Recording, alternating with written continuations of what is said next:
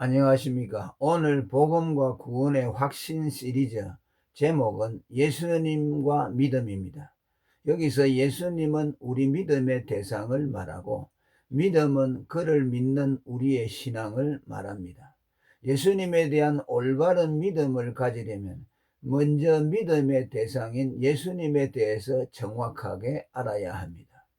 그래서 오늘은 우리 믿음의 대상인 예수님이 어떤 분이신가를 말씀드리려고 합니다. 전개 방식은 질문과 답변의 형식을 취하겠습니다. 첫째, 불교, 이슬람교, 힌두교도 같은 모든 종교들도 다 같은 종교인데 왜 기독교인들은 꼭 예수만을 믿어야 한다고 하며 다른 종교를 인정하지를 않습니까? 이런 질문은 예수님을 정확하게 모르는 데서 기인합니다.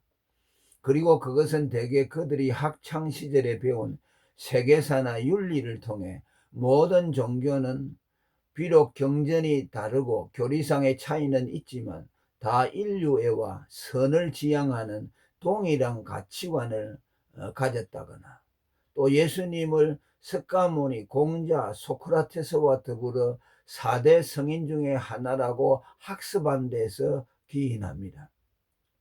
그러나 예수님은 그들과 함께 엮여질 수 없는 분입니다.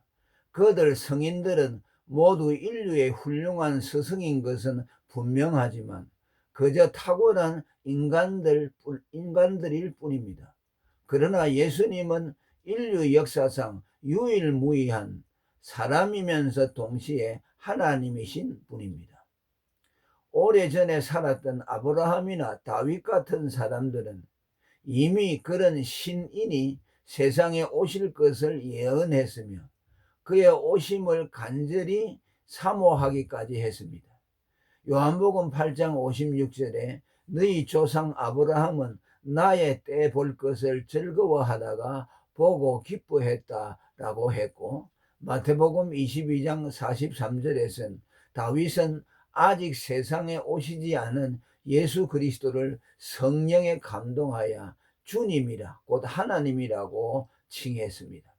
과연 그들의 예언과 갈망대로 지금부터 2000년 전 이스라엘 땅에 그가 탄생하셨으며 그의 이름이 예수입니다. 또한 그가 아버지 없이 동정녀 마리아의 몸에서 성령으로 탄생하신 것과 그가 십자가에서 죽은 지 3일 만에 다시 부활하신 것을 통해서도 자신이 하나님이심을 증거하셨습니다. 이러한 유일무이한 신인성을 가진 예수님은 여타의 성인들과 엮여지고 비교당하는 것을 불허합니다. 두 번째로, 기독교는 서양의 종교인데 왜 동양인인 우리가 예수를 믿어야 합니까? 이 질문은 이스라엘 사람 예수가 어찌 온 인류의 구세주일 수 있습니까? 라는 질문과도 맞물려 있습니다. 그러나 이는 오해에서 비롯된 것입니다. 예수님이 태어나신 이스라엘은 서양이 아닌 서아시아, 곧 중동이었습니다. 그리고 그가 이스라엘 사람으로 태어난 건 역시 이스라엘의 종교 지도자가 되기 위해서가 아니었습니다. 이는 그들이 예수님을 숭배하기는커녕 그를 십자가에 못 박아 죽인 데서도 알 수 있습니다. 그가 이스라엘의 지도자가 되려고 했다면 왜 그가 이스라엘 사람들로부터 죽임을 당했겠습니까? 예수님이 비록 이스라엘이라는 특정한 민족의 일원으로 탄생하셨지만 결코 이스라엘 안에 묵힐 수 없는 분이라는 것이 성경의 가르침입니다. 고린도전서 15장 45절은 예수님을 마지막 아담이라며 그를 온 인류의 새로운 조상이라 지칭했고, 로마서 5장 14절엔 아담은 오실 자, 곧 예수 그리스도의 표상이라면서 인류 조상 아담과 예수님을 함께 인류의 머리로 말했습니다. 이처럼 그는 특정한 한 민족의 구세주로서가 아닌 온 인류의 구세주로 세상에 오셨으며 다만 사람의 몸을 입기 위해 이스라엘이라는 한 민족의 몸을 빌은 것 뿐입니다.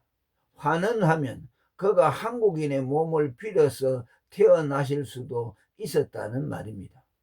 따라서 그가 비록 이스라엘이라는 특정한 민족의 몸을 빌어 탄생하셨다고 해서 결코 이스라엘 민족 안에 가두어질 수 없는 온 인류의 구세주이십니다.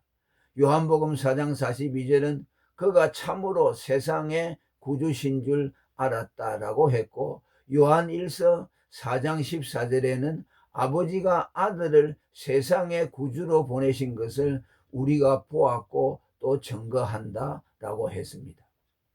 세 번째입니다. 예수님처럼 사람이면서 동시에 하나님이신 그런 존재가 어떻게 있을 수 있습니까?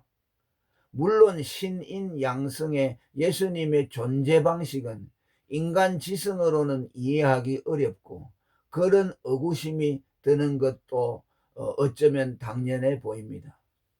왜냐하면 이는 인류 역사상 예수님 외에는 그런 경우가 없는 인간의 보편적인 존재 방식이 아닌 유일무이한 존재 방식이기 때문에 종교나 철학이나 과학이나 수학을 총망라하여 그것을 설명할 만한 논리적 기제가 상존하지 않았기 때문입니다. 그래서 철학에선 일찌감치 사람의 몸은 죽어도 영혼은 소멸되지 않는다는 영혼불멸설과 함께 하나님이시며 동시에 사람이신 이 삼위일체 예수님을 초월적인 지식으로 규정지었습니다. 그 말은 설명할 수는 없으나 인정하는 불가사의한 지식이라는 뜻입니다. 물론 이런 초월적인 지식들은 이 외에도 세상에 많이 있습니다. 그러나 중생한 그리스도인들은 예수님의 신인되심, 이것을 어려운 말로 삼위일체라고 합니다. 이것을 불가사의한 초월적인 지식으로서가 아닌 보이지 않는 하나님을 볼 수 있게 하고 또 하나님의 완전한 자기 계시로 받아들입니다. 따라서 그들은 그것을 지적인 혼란이나 갈등 없이 편안하게 받아들일 뿐더러 오히려 그것을 자신의 구속을 가능하게 한 무한한 은혜의 보고로 삼습니다. 네 번째, 그러면 신인이신 예수님 같은 그런 특별한 존재가 있어야 할 필요나 이유가 무엇입니까? 우리를 대신하여 하나님께 죄값을 지불하기 위해서입니다. 무슨 말입니까? 하나님께 범죄한 인간은 하나님으로부터 죄악 사망을 요구받았는데 죄인의 부정한 죽음은 마치 부도난 수표처럼 죄값이 되지 못하기에 그 대신 죄값 사망을 지불하기 위해서입니다.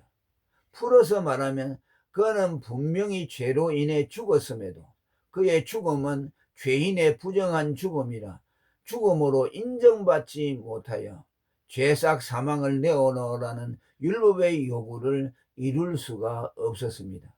이렇게 율법의 요구를 이루지 못한 죄인은 죽은 후에 영원한 지옥에 빠뜨려져서 죽음의 고통을 당하게 되지만 죄삭 사망은 여전히 미지불된 채로 남아 있습니다. 이런 절망적인 죄인을 위해 하나님이 사람의 몸을 입고 세상에 오셔서 죄인인 우리를 대신해 십자가에서 죽어 율법의 요구를 이루심으로 우리를 지옥의 영원한 멸망에서 건져 주셨습니다. 그분이 신인이신 예수님이십니다. 그리고 우리를 대신한 성자 예수님의 대속의 죽음을 성경은 하나님의 사랑이라고 합니다. 하나님의 사랑에 대해 많이 말하지만 우리에 대한 그의 사랑의 핵심은 그가 사람 되어 와서 우리를 대신해 죽어주신 사랑입니다.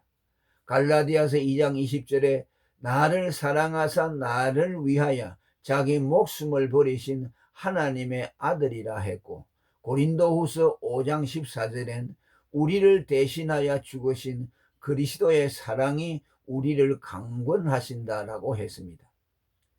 이렇게 자기를 대신해서 죽으신 예수님의 죽음을 자기의 죽음, 곧 자기의 죗값으로 받아들인다는 것을 예수님을 믿는다고 말하며, 이렇게 그의 죽음을 자기의 죽음으로 받아들이면 죄사함을 받으며, 이것을 또 다른 말로 구원이라고도 합니다.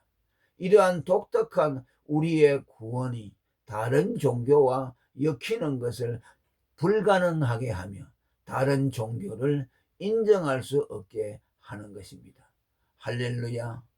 추석에 여러분 좋은 시간들을 보내시기를 바랍니다.